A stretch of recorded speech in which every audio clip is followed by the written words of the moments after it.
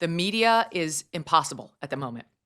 You've got the pro-Trump outlets that are like Fox that are completely running cover on everything around this war, cheerleading it entirely. Then you've got like the New York Times and other outlets that hate Trump, that see everything in the least favorable light to the president. And even I, as a critic of the war, I'm not so critical that I would rely on the New York Times, right? Like I'll look at them, I'll look at everybody, but it's very hard to find information that you really can trust, right? Because our president definitely tries to manipulate the media, like every other president we've had.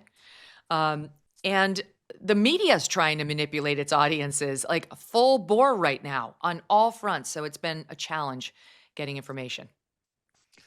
Yeah, the media's in a really difficult position right now. I mean, they've been talking to us for a very long time about how we have to be more involved in something like Ukraine, for example.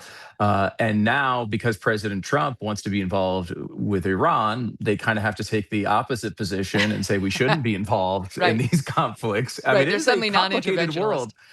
Have some sympathy for them, Megan. This is really hard to figure out on a day-to-day basis. You have to oppose Trump, but you have to. I mean, like, this is just what they're in the middle of. And I think President Trump. Like I think you hit on something there, which is the debate, and I think it's an interesting question here because it's much broader than how you feel about Israel. Like you might think Israel's the greatest country on earth, and they're totally justified. I think if I was living in Iran, in Israel, and I was an Israeli talk show host, I would be pretty convinced that Iran was a real threat to me, and taking out someone like the Ayatollah would, I think, be pretty justified. We certainly, I think, have an argument as Pete was making there as well. But the line here, this is something that I don't think I would have.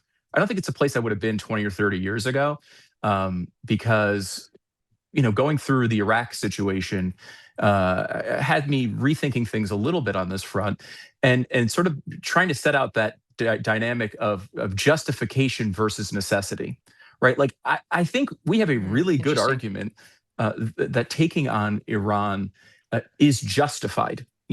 What Pete's saying was true. Like they really outside of our There's direct scores to be conflict. settled.